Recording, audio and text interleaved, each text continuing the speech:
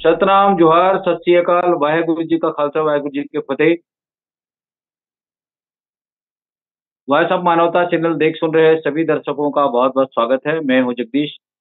आज की हमारी जो 11वीं एपिसोड है उसमें ज्योतिबा फुले साहब के योगदान के संदर्भ में हम लोग विस्तृत चर्चा कर रहे हैं और उनकी 11वीं कड़ी के अवसर अवसर पर हमारा जो आज का विषय है वो धर्म और ईश्वर। पिछली बार हम लोगों ने भूत प्रेत के संदर्भ में उनके जो योगदान था उस पर चर्चा किए और 18वीं सदी में ऐसे संत महापुरुषों की योगदान गाथा को जानना बहुत ही जरूरी है। इसलिए हम लोग वॉइस ऑफ मानवता चैनल के फेसबुक पेज पर, यूट्यूब पर इसको लगातार उनके योगदान को चर्चा परिचर्चा के रूप में ला करके लोगों के बीच में जन जागृति के माध्यम से उनके विचारों को जानने के लिए हमारा ये एपिसोड जारी है। आज के कार्यक्रम में हमारे साथ डॉक्टर आर आई सोनवानी साहब जुड़े हैं, बहुत बहुत स्वागत है उनका।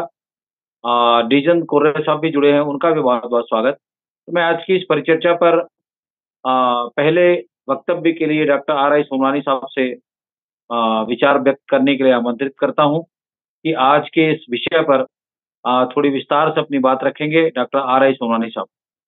सतनाम, अपनी बात रखें, अपनी आवाज ही म्यूट करें, खोलें सर अपनी आवाज को डॉक्टर साहब जी। मानवता चैनल के सभी सम्मानी जनों को मेरा सादर अभिवादन, सबको शाही सतनाम। और आज का जो विषय है ऐसे तो बहुत बड़ा विषय है, धर्म और ईश्वर पर चर्चा होनी है।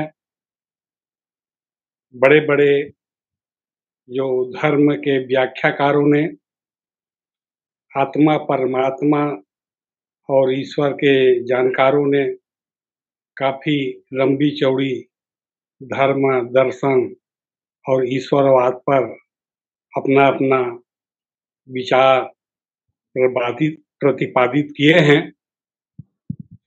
अब जहाँ तक प्रश्न है कि धर्म क्या है, धर्म का स्वरूप कैसे होना चाहिए, आखिरकार मनुष्य के लिए धर्म की जरूरत क्या है, ये चीज मायने रखता है। सामान्य अर्थ में धर्म का आशा है धारण करना, मतलब उन मानवीय मूल्यों को, उन मानवीय तत्वों को धारण करना चाहिए जिससे मनुष्य के व्यक्तित्व है, मनुष्य के लौकिक एवं पारलौकिक जीवन है, उससे क्या है जब आचरण में या कर्म में लाए तो उनको अपनी लक्ष्य मिल जाना चाहिए, प्राप्त हो जाना चाहिए। लौकिक एवं पारलौकिक जीवन के लिए जितने भी लक्ष्य निर्धारित किए हैं आचार्यों ने या मुनियों ने या विद्वानों ने, वो लक्ष्य जो है धर्म के द्वारा पूरा होना चाहिए। अब यहाँ पर जब देखें तो धर्म का मैंने एक सामान्य बात बताई, उसका आशा है किसे धारण करना चाहिए के संदर्भ में कि लौकिक एवं पारलौकिक जीवन में व्यक्ति को अपने लक्ष्य की प्राप्ति के लिए ऐसे तत्वों को धारण करना चाहिए, ऐसे मानवीय मूल्यों को धारण करना चाहिए ताकि उनको सिद्धि मिल सके, सफलता मिल सके। यहाँ पर मैं धर्म के साथ दर्शन को जोड़ रहा हूं। यदि धर्म में दर्शन शामिल नहीं है या धर्म में दर्शन की पृष्ठभूमि नहीं है तो वह धर्म रीति रिवाजों, वह धर्म जो है मंदिर एवं मस्जिदों में शब्दों जालों से खेलने वाला मात्र एक क्रीड़ा है। यदि मान लो जाए धर्म में दर्शन की पृष्ठभूमि नहीं है, यदि धर्म दर्शन की पृष्ठभूमि से आशा यहाँ पर बौद्धिक और तार्किक ढंग से वह धर्म परिभाषित नहीं है, तो मात्र वह शब्द जालों का खेल है, वह क्रीड़ा मात्र है, जिसमें पाखंड, रूढ़ियां, अंधविश्वास, मंदिर और मस्जिदों में खेलने वाला एकमात्र शब्द जाल है। ये ऐसा जानकारों का कहना है या उनका विचार या चिंतन है, जिसको मैंने अपनी बातों से आप लोगों के समक्ष रखा। अब हर भारत में जितने भी धर्म हैं, उनको नाम गिनाने की जरूरत नहीं है। हर धर्म का दर्शन है, चाहे वह हिंदू दर्शन की बात हो, बौद्ध दर्शन की बात हो और सिख दर्शन की बात हो, जितने भी यहाँ पर पंथ परंपरा है या धर्म है, ये सबका अलग अलग दर्शन है। अब वो दर्शन जब तक उसमें उस दर्शन से तात्पर्य है मेरा, जब तक उस धर्म में मानवीय कल्याण के लिए, मनुष्य के कल्याण के लिए, जन कल्याण के लिए मानवतावादी विचारधारा का चिंतन नहीं है, समावेश नहीं है, तो वो धर्म जो है वो फलवंत नहीं होता, या कहने का मतलब उस धर्म का जो है समाज और व्यक्ति पर जो है एक प्रभावकारी सकारात्मक प्रभाव नहीं पड़ता। यूनानी दर्शन में धर्म को ज्ञान कहा है और कर्म को ज्ञान नहीं कहा है, कर्म को धर्म नहीं कहा है। अब यहाँ पर तीन चीजें का तो 5 चीजें आ जाती है: धर्म, ज्ञान, कर्म, ईश्वर, और जो है ईश्वर के बाद आता है उसके बाद मोक्ष। ये 5 चीजें आती। मोक्ष से तात्पर्य है कि इस लौकिक पारलौकिक जीवन का जो परम लक्ष्य है, परम सत्य है, जिसको मनुष्य पाना चाहता है, परमात्मा में विलीन होना चाहता है या परम सत्य में विलीन होना चाहते हैं, उसकी प्राप्ति। ये जो परम लक्ष्य का आशा यही है। परम लक्ष्य का मतलब ये नहीं है कि स्वर्ग मिलेगा कि नर्क मिलेगा, ये आशा नहीं है। कि जो मनुष्य का जो आत्मा है, ये कहा जाता है कि वह अंततः इस शरीर को छोड़कर परमात्मा में विलीन हो जाता है या सत्य में विलीन हो जाता है।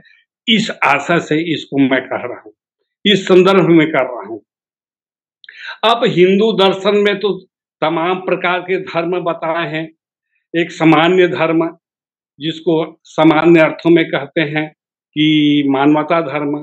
फिर विशिष्ट धर्म के अंतर्गत कई प्रकार के धर्म और कर्म बताए हैं, जैसे कि राज धर्म है, गुरु धर्म है, मित्र धर्म है। तो अलग अलग जो है एक सांसारिक जो जीवन में जो व्यवहारों और संबंधों की बात है, उसको अलग अलग ढंग से विभाजित कर दिया गया है। लेकिन मूलतः धर्म क्या है, इसको जो है लोग अपनाते नहीं है। धर्म का मतलब ये जो है, ये नाना प्रकार के जो परंपरा है और नाना प्रकार के रूढ़िवादी परंपराएं हैं, और जितने भी प्रकार के जो क्रिया कर्म करते हैं धर्म के नाम पर, चाहे यज्ञ है, हवन है, रूढ़िवाद का पालन है, ये सब चीजें दिखावटी। महात्मा ज्योति बाबा फुले ने भी ये जितने भी जो ये परंपरा के नाम पर, धर्म के नाम पर परंपरा को और रूढ़ियों को, अंधविश्वास को जो पनपाए हैं, ये धर्म नहीं है। धर्म तो वही है जो हर एक मनुष्य का कल्याण करे, मनुष्य को बराबर समझे और हर मनुष्य को एक बराबर समझकर मानव का कल्याण करे। ये मानव के कल्याण से समाज का कल्याण होगा, राष्ट्र कल्याण होगा, और मानव धर्म से बढ़कर कोई धर्म नहीं कहा गया है। यहाँ पर एक चीज और स्पष्ट करना चाहूंगा।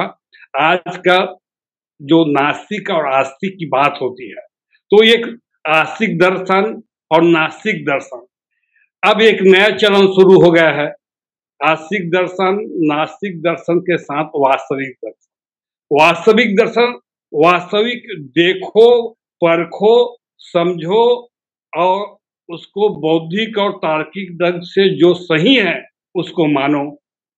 ऐसा ही ये वास्तविक दर्शन कहता है कि हकीकत में, यथार्थ में क्या हो रहा है, क्या होना चाहिए, क्या करना चाहिए, क्या किया गया है, क्या करना चाहिए, इसको देखो, समझो, अपने तर्क और अपनी बुद्धि और विवेक के सहारे उसका परीक्षण करो, निरीक्षण करो और यदि उसमें सत्यता की बात दिखाई देती है तो उस बात को ग्रहण करो और अपना। ये बात आई है। ये जो है धर्म की बात है। लेकिन जैसे धर्म की बात करते, केवल बात करते हैं, सुनते हैं, करते नहीं हैं। यदि धर्म की मूल्यों को यदि ग्रहण कर लेते हैं, धर्म के तत्वों को ग्रहण कर लेते हैं, धर्म की अच्छाइयों को ग्रहण करते हैं और उसको अपने जीवन में कर्म के रूप में यदि उसको क्रियान्वित करते हो, पालन करते हो, तो अर्थ धर्म और कर्म का तालमेल बैठ जाता है। लेकिन धर्म की बात सुन रहे हो, धर्म की बात को ग्रहण कर रहे हैं और उसको कर्म में उतार नहीं रहे हो, जीवन में उतार नहीं रहे, तो धर्म और कर्म के बीच जो है तालमेल कभी भी स्थापित नहीं होता। और इसी को कथनी और करनी में अंतर बताया गया है कि हम क्या कह रहे हैं, क्या ग्रहण कर रहे हैं और क्या कर रहे हैं। तो इस यही बात जो है कथनी और करनी में फर्क पड़ जाता है और उसके बाद धर्म का दायरा अलग हो जाता है और कर्म का दायरा अलग हो जाता है। तो यहाँ पर ये धर्म की बात हुई। धर्म जो है कि धर्म के अंतर्गत जो मूल बात है वो ये है, सत्य को परखो, सत्य को जानो। सत्य क्या चीज सत्य है उसको जानना चाहिए और ये सत्य को जानने के लिए जो है आपके पास ज्ञान होना चाहिए।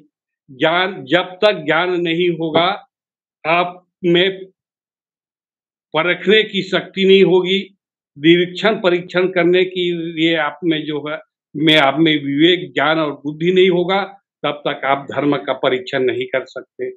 और जब परीक्षण करने की आप में क्षमता होगी, परीक्षण करने के लिए आप में बुद्धि होगी, विवेक और ज्ञान होगा, तब समझेंगे, तब जान पाएंगे कि ये धर्म की सच्चाई क्या है, धर्म क्या कहता है, सत्य की बात करता है कि असत्य की बात करता है कि दिखावटी बात करता है।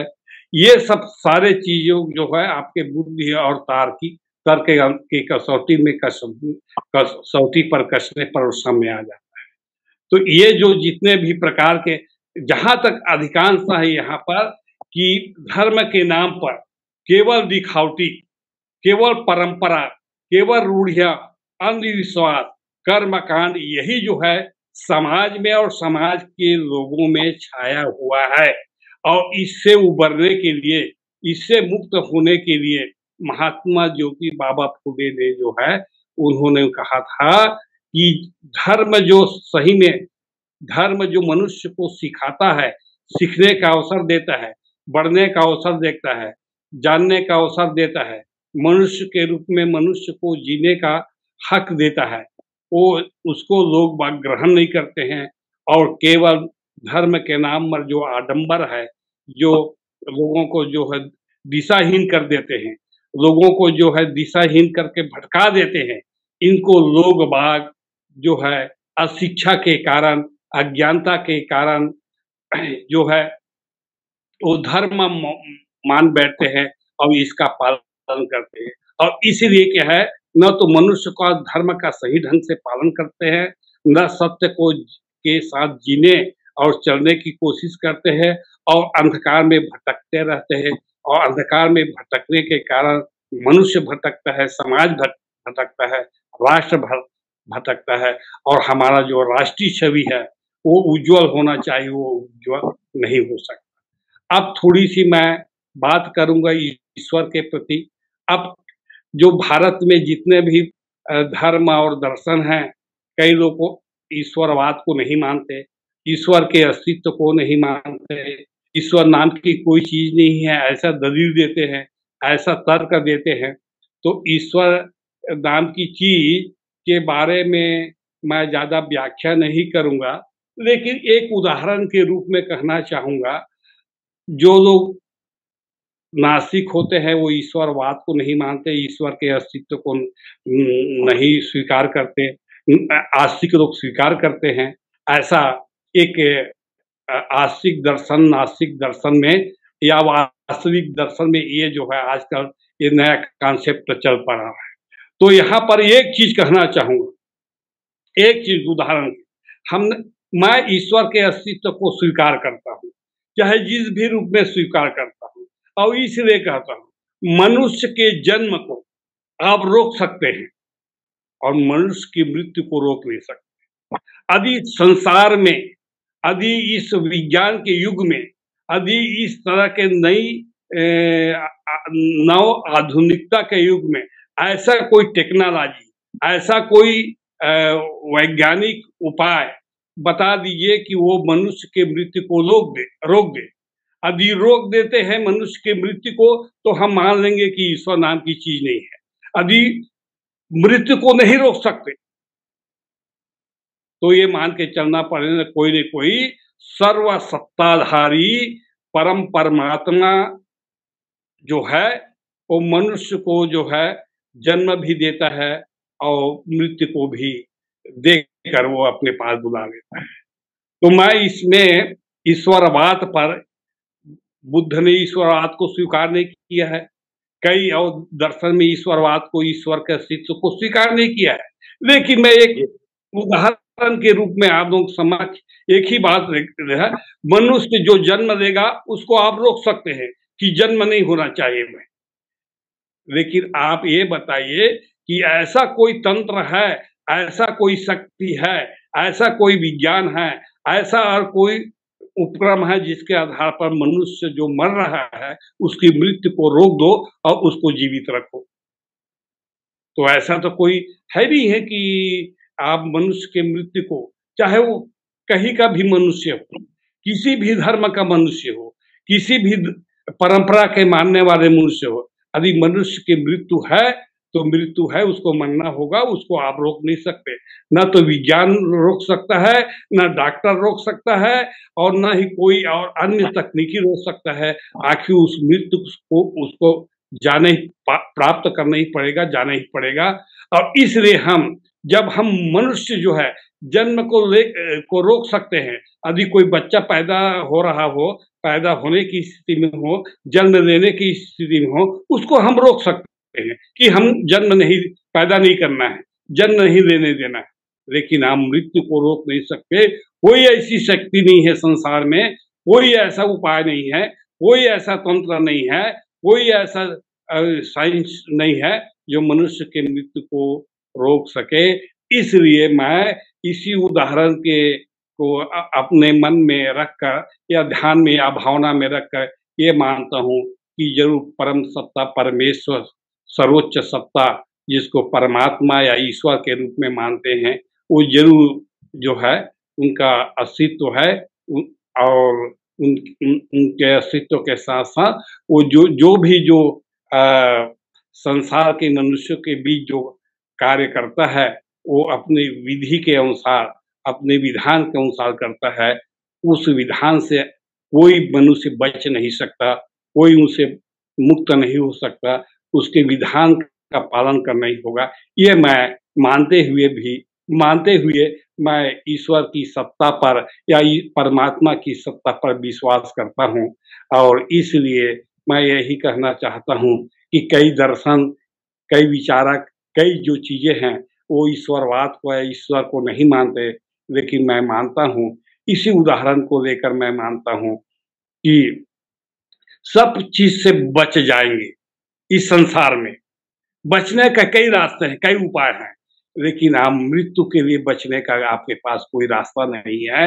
आपको उससे गुजरना ही होना पड़ेगा, आपको उसमें जाना ही होगा। इसलिए मैं ईश्वर की सत्ता को और उसके विधान को पर एक आस्था रखता हूँ, विश्वास करता हूँ। तो जहाँ तक मैं समझता हूँ कि और लोगों को भी बोलने का मौका दिया। इतनी बात मैं अभी जी। समाप्त करूँगा और समाप्त करके आप सबको धन्यवाद देता हूँ। जी, डॉक्टर साहब बहुत शुक्रिया, आपने काफ़ी विस्तार से धर्म और ईश्वर के बारे में विस्तार से बातें कही है और हमारे साथ बने रहें। मैं हमारे बीच में डिजन पुरे जो एक कवि हैं, उनको भी आज के इस विषय पर, उनकी सोच के आधार पर, आज की इस परिचर्चा पर मैं उनसे आग्रह करता हूँ कि वो अभी अपनी बात रखेंगे। डिजन पुरे जी। जी, बहुत-बहुत धन्यवाद किया। भाई साहब मानवता चैनल को मैं पुनः नमन करता हूँ, वंदन करता हूँ। जैसा कि हमारे पूर्व वक्ता आदरणीय डॉक्टर आई.आर. सोनवानी सर ने बहुत अच्छे से जानकारी हम लोग को दे रहे थे।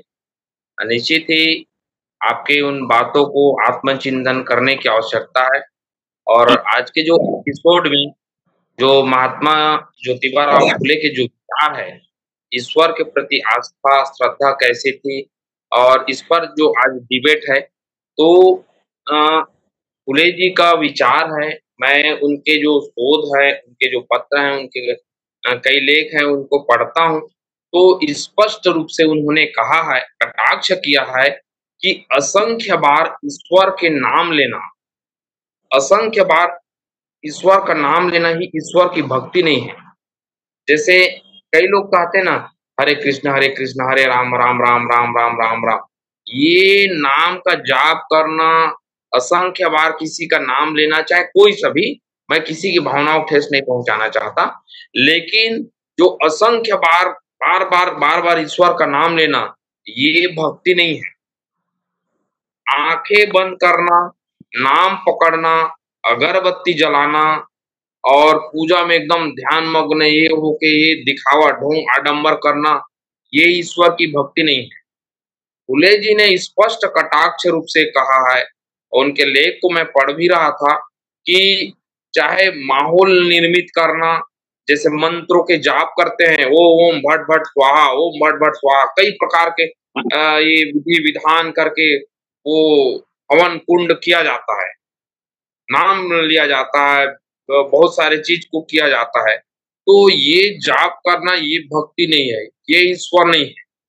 उन्होंने एकदम सीधे रूप में कटाक्ष किया है कि कोई व्यक्ति भगवान की भक्ति करके अपने बुजुर्ग माता-पिता का यदि ध्यान नहीं रख सकता, अपने माता-पिता का सेवा नहीं रख सकता, तो उनकी ईश्वर भक्ति नहीं है। ईश्वर भक्ति है, ज़रूर है, लेकिन आपने अपने बूढ़े माँ-बाप की सेवा करिए, उनका सेवा करिए, वो सच्ची ईश्वर की भक्ति होगी। उन्होंने एकदम सीधे रूप से कहा है। भले ही लोगों को सनातन धर्म के लोगों को जो प्रकांड पंडित हैं, इन बातों को जो है हमेशा उनको तकलीफ लगेगा, लेकिन यथार्थ सच्चाई को फुले जी ने कहा है, उनके एक-एक वाणी पूरे सीने में भेद जाता है, तीर के भांति भेद जाता है। उनके लेख को पढ़ेंगे, उनके आलेख को पढ़ेंगे, तो निश्चित ही खौल जाता है। बहुत ही यथार्थ सच्चाई को लिखा है फुले जी ने। मैं और कुछ उस पर बताना चाहूँगा, जैसे जो लोग भांग या नशे का सेवन करते हैं, भांग या नशे का सेवन करते हैं और आलसी जीवन जीते हैं, ऐसे जैसे कई प्रकार के जो भोजन के अनैतिक ग्रहण करते हैं, ऐसे व्यक्ति लोग जो है, ऐसे व्यक्ति को ईश्वर से डरना चाहिए, कहा है, और उनका सदा स्मरण करना चाहिए तथा अपने कर्मों को ईमानदारी से करना चाहिए, यही ईश्वर की सच्ची भक्ति। जो नशे में हैं, ऐसे व्यक्ति से दूर रहें और सेवा भाव रहे। मन में ये होना चाहिए कि मातृ-पितृ के प्रति हमेशा सेवा भाव होना चाहिए। लोगों के प्रति, दूसरों के प्रति परोपकार की भावना रहना चाहिए, सेवा भाव रहना चाहिए। गरीबों का सेवा की भाव रहना चाहिए। उनको उन्होंने सच्ची ईश्वर की भक्ति कहा गया है। और हमको जो है अच्छा आचरण को, ईश्वर को ध्यान रखने का सबसे बड़ा साधन है। यदि हमारा आचरण अच्छा है, हमारा व्यवहार अच्छा है, हमारा खान-पान अच्छा है, तो निश्चित ही हमको जो है सच्चे ईश्वर की प्राप्ति होगी और सच्ची भक्ति होगी। यदि हम लोगों की सेवा कर रहे हैं, फुले जी ने स्पष्ट कहा है और कहा है, जप तप में विश्वास करना गलत है। इस प्रकार के ज्योतिराव फुले जी ने निर्माणकर्ता के लिए कोई भी कर्मकांड आवश्यक नहीं। जो कर्मकांड है उनको सीधे कटाक्ष रूप में कहा है। और और क्या कहा है फुले जी ने कि मूर्ति पूजा, अवतार कल्पना, जप करना, तप करना, अनुष्ठान, वैद्य न वैद्य जो पंडित प्रकांड पंडित लोग रहते हैं, ये आदि को संपूर्ण अस्वीकार किया, उसको स्वीकार नहीं किया। सारे जितने हैं मूर्ति पूजा, अवतार पूजा, जप जाप, अनुष्ठान, पंडित, हवन, पूजा पाठ, ये सब को अस्वीकार किया। तो मनुष्य और ईश्वर के बीच में जो बिचौलिया है उन्होंने स्पष्ट रूप से कटाक्ष किया है। जो मनुष्य ईश्वर के बीच में जो भी बिचौलिया हैं ये सब ढोंग आडंबर पाखंड है। इनको यदि हटा दिया जाए, ये धर्म के आड़ में जो लूट खसोट करने वाले हैं उनको हटा दिया जाए, वो उनके ऊपर एकदम कटाक्ष करते हुए, पर्दाफाश करते हुए उनके बारे में जो है सीधे फुले जी ने लिखा है, कहा गया है। उनके लेख में भी आपको मिलेगा। एकदम भले कटु सत्य है, लोगों को तकलीफ लगेगा, कुछ लोगों को उनके लेख में तकलीफ होगा, लेकिन यथार्थ सच्चाई को उन्होंने लिखा है।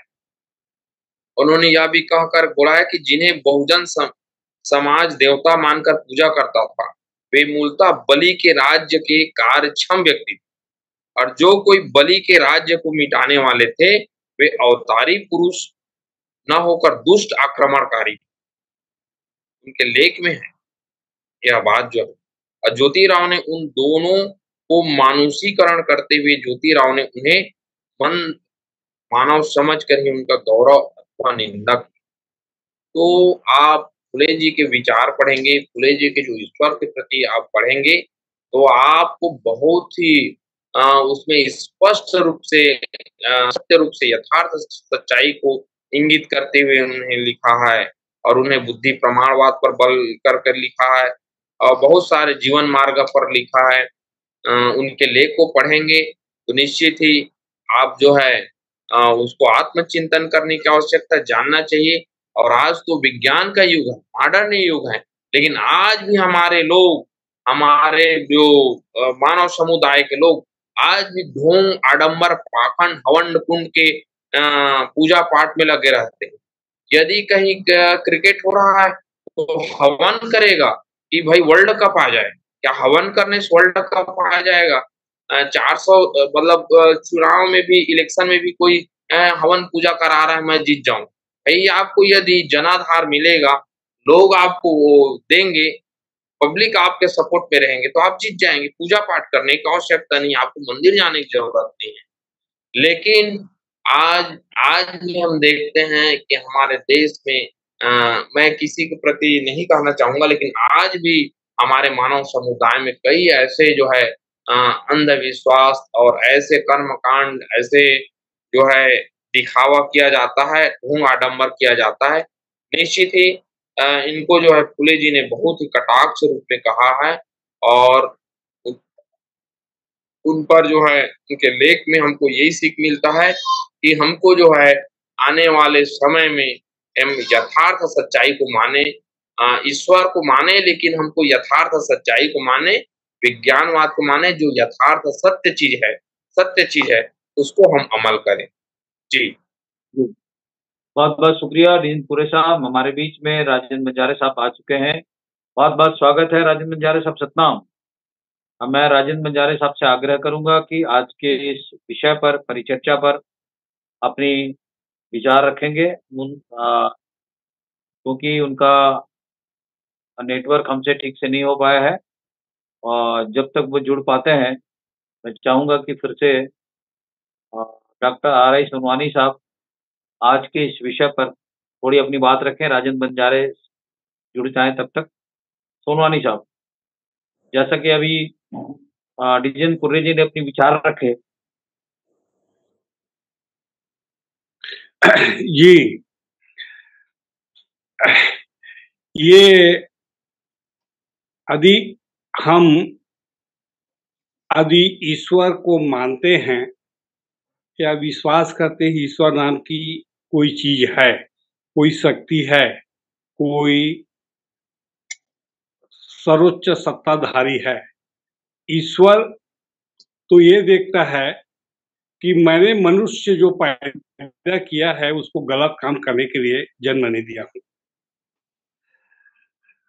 वो जन्म इसलिए दिया है कि वो अच्छा काम करे, सत्कर्म करे, अच्छा काम करे, अच्छा कर्म करे, और वो अच्छा कर्म करते हुए वो इस भवसागर से पार होकर वो परमात्मा के पास आए। ये जो है, ईश्वर नहीं चाहता कि कोई गलत काम करे। ईश्वर नहीं कहता कि आप जो है रूढ़ियों को माने, अंधविश्वास को माने, नाना प्रकार के कर्म कांड करें। कर्म कांड जैसे किसी की जीव हत्या करना है, देना है, बलि पूजा है। ईश्वर थोड़ी कहता है कि बलि दो तभी मैं प्रसन्न रहूंगा आपके कर्म से। ये सब चीजें जो है ईश्वर जो है, ये कोई शिक्षा ईश्वर की ओर से नहीं मिलती, और नहीं ऐसा कोई आज्ञा है ईश्वर की ओर से। ये तो सब मनुष्य के द्वारा बुने गए जाल हैं, बुने गए जाल है। समाज में शोषण को बरकरार रखने के लिए, असमानता को बरकरार रखने के लिए, एक मनुष्य दूसरे मनुष्य पर शासन करे, निर्बलों पर शासन करे, जो है समाज को जो है असमानता की खाई में बना के रखे, इसलिए मनुष्यों के द्वारा बुना गया जाल है। इससे कोई जो है ईश्वर का इस तरह के रूढ़िये और पाखंडवाद से, कर्मकांड से ईश्वर का कोई लेना देना नहीं है। कोई देवी देवता नहीं कहता कि मुझे बलि दो तभी मैं प्रसन्न होऊंगा, या बलि दो। अब वैसा तो मानना भी नहीं चाहिए। यदि कोई देवी हो, देवता हो, या कहीं मंदिर मस्जिद में यदि कहे कि जीव हिंसा करने से जीव मिलेगा, हमको जो है वो वरदान मिलेगा, ऐसा नहीं है। ये तो मनुष्य अपनी सोच को जो है, अपनी अज्ञानता के कारण से, अविवेकशीलता के कारण से जो है अपने मस्तिष्क को जो है वो डुबा।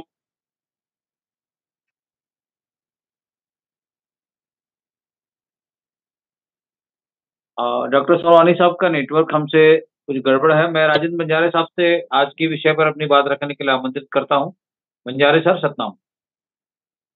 Sir Satnam.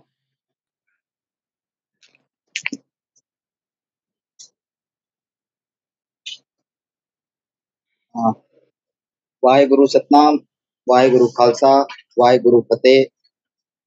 Voice of मनोता channel में हमारे सभी साथियों का अभिनंदन करता हूँ, स्वागत करता हूँ।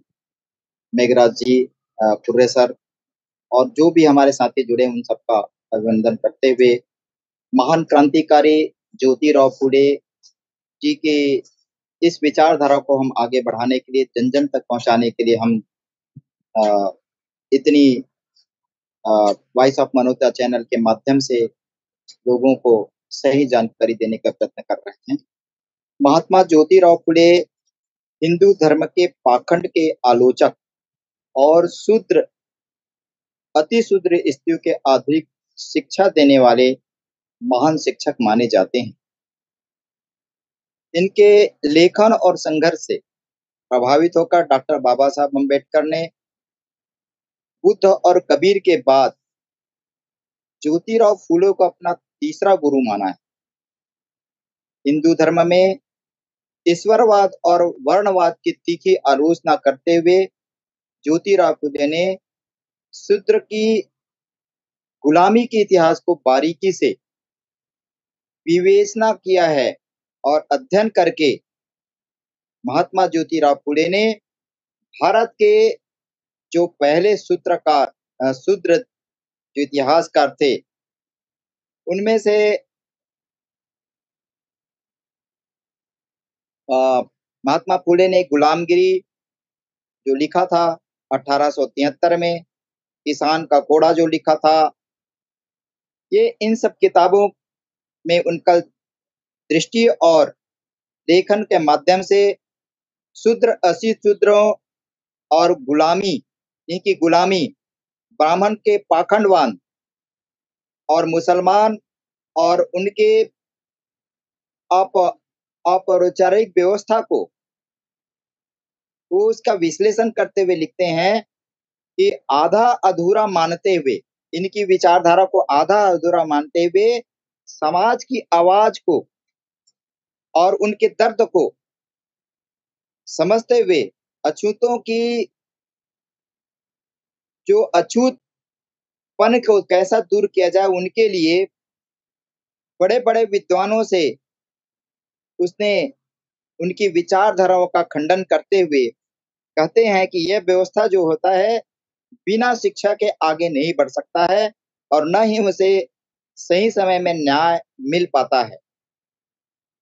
इस अन्याय अत्याचार को अगर दूर करना है तो सबसे पहले शिक्षा को मजबूत करना होगा, तभी हम आगे बढ़ पाएंगे। इसीलिए शूद्र समाज को शिक्षित करने के लिए बहुत ही संघर्ष किया और इस पाखंडवाद को, जो धर्म के आड़ पे ईश्वर को मान करके लोगों का शोषण करते रहे और शोषण करते हुए उनकी दैनिक जीवन से लेकर के पूरे उनके जो आने वाले जीवन जो अंधकारमय हो जाता है। इस अंधकारमय होने के कारण मनुष्य का जीवन जो होता है विकासशील ना होकर गुलामी की स्थिति में आ जाता है, गुलाम बन जाते हैं। जैसे कि हमारे हिंदू धर्म ने वेद शास्त्रों के अनुसार धर्म को वर्ण व्यवस्था के अनुसार समाज को बांटने का काम किया है। सबसे पहले उसने आपस में ये तय कर लिया है कि ब्राह्मण ही सर्वश्रेष्ठ है और ईश्वर तुल्य है। उसके बाद अगर कोई है तो वह क्षत्रिय है। क्षत्रिय जो होता है ब्राह्मण का पोषक होता है और उसके और नीचे जो होता है क्षत्रिय के नीचे वो बनिया जिसको बोलते हैं, वैश्य जो बोलते हैं, वो दोनों का पोषक होता है, उनको बनाए रखना पड़ता है। और शूद्र जो होता है इनको जातियों में बांट करके और धर्म के प्रति उसको आस्था तो बताते जरूर हैं कि धर्म में आस्था रखो, ऐसे रखो, हिंदू धर्म की ऐसी व्यवस्था है, पर उस धर्म में उनके रहते हुए भी उनको भागीदारी नहीं देते हैं, उनके हक अधिकार नहीं देते हैं। तो ये ईश्वरवाद की आड़ में लोगों को हमेशा बेवकूफ बनाने का काम किया है और बेवकूफ बनाते बनाते हमारे लोग जो है गुलाम बन गए। अंधविश्वास के आड़ में, रूढ़िवाद के स्वार में वो अपने आप में समझते हैं कि हमारे पूर्वज ऐसे करते आए हैं, इस स्थिति में तो हम भी आज करते आ रहे हैं। जैसे कि मूर्ति पूजा, सबको ही मालूम है कि मूर्ति पूजा करने से कुछ नहीं होगा, किसी का भला नहीं हो सकता, कल्याण नहीं हो सकता। वो पत्थर है, ना अपने आप में खुद हिल सकता है, डुल सकता है, ना अपना भला कर सकता है, तो लोगों को भला कैसे कर पाएगा। पर हमारे लोग जो है हिंदू धर्म में आस्था इतनी कर दिए हैं लोग कि उसको जो है सुबह शाम पूछते रहते हैं और उसे मांगते हैं। किसी कारणवश उसकी जो मांग पूरी हो जाती है तो अति प्रसन्न होकर के और उसकी जो मूर्ति को ऐसे सजा जाते हैं कि मनुष्य को तो अपने माँ बाप को भी इस स्थिति में नहीं सजाते हैं, दूर भगाते हैं। पर मूर्ति के सजाने के लिए और उनके रहने की व्यवस्था करने के लिए इस तरह से कर देते हैं कि लोग जो है इसी को भगवान मान करके मानते हुए आस्था में प्रतीत होते हैं। तो इस बातों को लेकर के महात्मा ज्योतिराव फुले ने शिक्षा को महत्व दिया और शिक्षा को महत्व देने के कारण आज जो है हम महात्मा फुले की विचारधारा को डॉक्टर बाबा साहब अम्बेडकर ने संविधान के रूप में परिणित करके हम सबको, पिछड़े वर्गों को, अनुसूचित जाति, अनुसूचित जनजाति को इस स्थिति में लाकर खड़ा कर दिया है कि चाहे किसी की भी सरकार हो, किसी की भी कोई स्थिति हो, उनकी मूलभूत जो समस्या है उनको हक अधिकार के रूप में प्राप्त होते रहेगा। जैसे कि 14 वर्ष के बच्चों को निःशुल्क शिक्षा की व्यवस्था करना और जहां-जहां भी खास करके महिलाओं का जो उत्पीड़न होता था, वो बहुत ही अन्याय अत्याचार था, क्योंकि उन्हीं के द्वारा हम सब पैदा हुए हैं और उन्हीं को ही अन्याय अत्याचार बहुत उत्पीड़न के माध्यम से उसको सहन करना पड़ता है। और इसलिए महात्मा ज्योतिराव फुले ने अपनी पत्नी को पढ़ा लिखा करके एक शिक्षक बना करके महिलाओं के सम्मान के लिए, उनके हक अधिकार के लिए बहुत अच्छा काम करके उनके मान प्रतिष्ठा को बढ़ाने का काम किया है। इस कारण से आज हमें देखिए, सरस्वती जिसको हम बोलते हैं, वह कहाँ पढ़ा है, क्या पढ़ा है हमें नहीं पता, पर विद्या की देवी जरूर मानते हैं। जो हमें विद्या की देवी जो है वास्तविक में देखा जाए, माता सावित्रीबाई फुले है। और उसने अपनी उस स्कूल में पढ़ करके उस स्कूल मतलब कहने का मतलब यहाँ पर है, महात्मा ज्योतिराव फुले उनके गुरु थे और उसी के माध्यम से पढ़ करके सत्यशोधक संस्था की स्थापना किया, जो उस समय अंग्रेजों के शासन में भी एक बहुत ही प्रगतिशील रहा, विकसित रहा और सभी महिलाओं को, चाहे मुस्लिम समाज का हो, चाहे हिंदू हो, चाहे सिख हो, ईसाई हो, ऐसा नहीं देखा, न जाति देखा, न धर्म देखा। इसलिए महात्मा फुले ने ईश्वरवाद को नकार दिया है और धर्म के आड़ में उनका शोषण करते हैं। इतना कहकर मैं अपना वाणी विराम करता हूँ। बाकी साथियों को भी जानना है, सुनना है। वाहेगुरु जी, सतनाम। बहुत शुक्रिया राजेंद्र बंजारे साहब, बहुत बहुत शुक्रिया, हमारे साथ बने रहे। वैसे कार्यक्रम का समय हमारा करीब करीब नजदीक हो चुका है। मैं संदर्भ में और सारांश में बात रखने के लिए डॉक्टर आर आई सोनवानी साहब से चाहूँगा कि हालांकि विस्तार से बातें हो चुकी है और इस विषय पर डॉक्टर सोनवानी साहब का काफ़ी अनुभव है। मैं चाहूँगा कि संक्षिप्त में दोनों वक्ताओं की बातों को कोट करते हुए अपनी बात रखेंगे। सोनवानी साहब, लास्ट में। जी, महात्मा फुले जी सही मायने में देखें तो धर्म की परिभाषा को वही समझा, और धर्म की परिभाषा को जब समझा तब वो धर्म के अनुसार कर्म किया, और कर्म करके, कार्य करके असंख्य शोषण से जड़े हुए व्यक्ति को उन्होंने आजादी दिलाई। यदि धर्म के मर्म को यदि नहीं समझते तो फुले साहब कर्म नहीं कर सकते थे। उन्होंने पाखंडवाद, रूढ़िवाद, जातिवाद, अंधविश्वास और नाना प्रकार के कर्म कांड को धर्म नहीं माना। धर्म ये माना कि मनुष्य की सेवा ही, मनुष्य को मनुष्य के समान समझना ही धर्म है। और उन्होंने एक मनुष्य दूसरे मनुष्य को एक समान समझने या समाज में बनाने के लिए, स्थापित करने के लिए कार्य किया। और उन्होंने शिक्षा को एक महत्वपूर्ण हथियार के रूप में इस्तेमाल किया कि ये जो है समाज में असमानता, शोषण की प्रवृत्ति, गुलामी की जो प्रवृत्ति है, वो किसके कारण है? वो अशिक्षा के कारण है। जब लोगों में शिक्षा का प्रचार प्रसार होगा, शिक्षित होंगे, तो लोग बाग धर्म के मर्म को समझेंगे, धर्म क्या है उसकी असलियत को जानेंगे। धर्म ये नहीं सिखाता कि हम मनुष्य मनुष्य को बांटे। धर्म ये नहीं सिखाता कि हम एक दूसरे मनुष्यों को पराजित करें। धर्म ये नहीं सिखाता कि हम दूसरे मनुष्य को कष्ट दे या प्रताड़ित करें। धर्म का मतलब को तो, असली आशय को फुले साहब ने समझा और उसको अपने जीवन में करके दिखाया।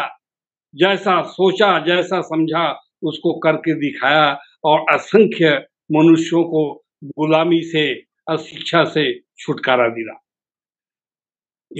ईश्वर या धर्म नहीं कहता कि अमुक व्यक्ति को आप अपना गुलाम बना के रखो, अमुक वर्ग के लोगों को आप उनका शोषण करो, अमुक वर्ग के लोगों को शिक्षा दो। ये धर्म नहीं सिखा। और इस तरह जो समझता है, सोचता है, वो धर्म का अर्थ ही नहीं समझता है, ईश्वर का अर्थ ही नहीं समझता है। ईश्वर कभी बांटता नहीं मनुष्यों को, वो तो हर मनुष्य को क्या है पूरे स्वतंत्रता के साथ इस सृष्टि में पैदा किया है। लेकिन ये जो भी भेदभाव, ऊंच नीच, असमानता और जितना भी ये शोषण और नाना प्रकार के जो विभेदवादी जो दीवारें जो खड़े किए हैं, मनुष्य ने खड़ा किया है। मनुष्य समाज में जो वर्चस्व वाले, जो वर्चस्व में धारी जो लोग हैं, ताकतवर लोग हैं, जो ज्यादा सरो ऊपरी स्थान में रहने वाले लोग हैं, उन्होंने धर्म का और कर्म का गलत इस्तेमाल किया और गलत इस्तेमाल करके समाज को खंडों में विभाजित कर दिया, समाज को टुकड़ों टुकड़ों में बांट दिया, टुकड़ों टुकड़ों में बांट कर उनके अधिकारों पर बंदिश लगा दिए, उनकी शिक्षा पर बंदिश लगा दिए, उनकी स्वतंत्रता पर बंदिश लगा दिए। ये लोग अपना गुलाम बनाकर केवल उनसे सेवा का कार्य कराते थे। तो ये धर्म का सही जो अर्थ समझेगा वो नहीं जानेगा। धर्म कभी मनुष्यों को बांटने नहीं सिखाता। ईश्वर कभी मनुष्य को बांटने या एक दूसरे को पराभूत करने, एक दूसरे को पराजित करने, एक दूसरे को प्रताड़ित करने, एक दूसरे के अधिकार को हनन करने नहीं। धर्म तो सबका भला चाहता है, सबका कल्याण चाहता है। ईश्वर भी चाहता है कि मैंने मनुष्य के रूप में पैदा किया हूँ, आप सतमार्ग पर चलकर सही कर्म करते हुए सदगति को प्राप्त करें, तभी आपका कल्याण होगा, तभी आपको जो है आपकी आत्मा को शांति मिलेगी, आपका कार्य जो है पुण्य कहलाएगा, अन्यथा जो है आपका कार्य पुण्य नहीं कहलाएगा। ये जो धर्म सिखाता है, ये जो ईश्वर सिखाते हैं, मनुष्य के खिलाफ लड़ने झगड़ने या बगावत करने या एक दूसरे को पराभूत या प्रताड़ित करने, एक दूसरे का शोषण करने, एक दूसरे को नैतिक पतन करने, एक दूसरे का चारित्रिक खनन करने धर्म ईश्वर नहीं सिखाता।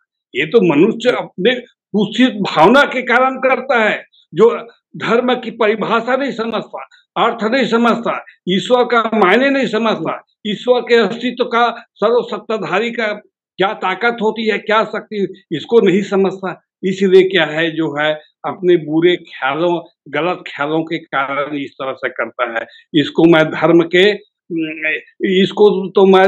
के जो दलाल और ठेकेदार समझता हूँ, जो धर्म की सही शिक्षा नहीं देता, ईश्वर की सही नई शिक्षा देता। तो मैं कहना ये चाहता हूँ, धर्म और ईश्वर कभी जो है मनुष्य के बीच भेद नहीं डालता, और जो भी भेद और जो भी जितने भी प्रकार की विकृतियां समाज में या मनुष्यों के बीच है, ये सर्व ताकत वाले शक्तिशाली वर्ग के लोग, ऊपरी स्तर के लोग, ऊपरी समाज के ऊपरी दर्जा के लोग अपने स्वार्थ और अपने जो है हित के लिए, अपने लाभ के लिए दूसरे को जो है गह्वर में, गड्ढे में ढकेलने का काम किया है, ताकि हम वर्चस्व हम बना के रखें, दूसरे जो है हमारी बराबरी या हमारे समकक्ष आ न सके। बस इतना अपनी बातों को रखते हुए मैं आप सबको धन्यवाद देते हुए समाप्त करें। बहुत बहुत शुक्रिया डॉक्टर सोनवानी साहब, विजेंद्र कुर्रे साहब, राजेंद्र बंजारे साहब। आज का हमारा परिचर्चा का समय समाप्त हुआ, और आज के इस कार्यक्रम को समाप्त करने से पहले आप सभी मेहमानों का मैं धन्यवाद करता हूं, और आज की जो ज्योतिबा साहब की जो एपिसोड है, 11वीं एपिसोड, इस पर जो देख सुन रहे दर्शकों से गुजारिश करूंगा कि उनके एक एक विचारों को हम विस्तार से बात रखने के लिए बुद्धिजीवियों को आमंत्रित करते हैं। और आपकी ये सब लोगों के विचार आपको अगर अच्छे लगे तो आप लाइक करें, शेयर करें, कमेंट करें, और अपनी प्रतिक्रियाओं से भी हमें अवगत कराएं। और आज के इस कार्यक्रम को समाप्त करने से पहले एक सूचना देना चाहूँगा कि कल जो छत्तीसगढ़ में एक घटना हुई है, जो सतनामी समाज के लोगों ने इसी धर्म की आस्था को लेकर एक बहुत बड़ा बवाल बलौदाबाजार में हुआ है। इस पर हम बुद्धिजीवी साथियों से एक परिचर्चा के रूप में, हालांकि पिछली बार हम लोग किए भी थे इस विषय पर, लेकिन फिर से जो वहाँ पे जो घटना घटित हुई है, और इस संदर्भ में हम विस्तार से पूर्व की चर्चा पर भी और जो घटना घट चुकी है उस पर भी हम एक विस्तार से चर्चा करने की कोशिश करेंगे बुद्धिजीवी साथियों से। और इस पर चर्चा करना भी बहुत जरूरी है, क्योंकि राष्ट्रीय अंतर्राष्ट्रीय स्तर पर जो इस घटना की अलग अलग ढंग से न्यूज चैनल वाले अपनी बातें रख रहे हैं, इसलिए हम अपने बुद्धिजीवी साथियों से आग्रह करेंगे कि कल के एपिसोड में आप अवश्य जुड़ें। और आज के इस कार्यक्रम को समाप्त करने से पहले आज के इस कार्यक्रम के प्रायोजक मेघराज सिंह जी का, कृपाल सिंह जी का, जसप्रीत भाटीदार का बहुत बहुत धन्यवाद। आप सभी मेहमानों का बहुत बहुत शुक्रिया। सतनाम जोहार। Thank you.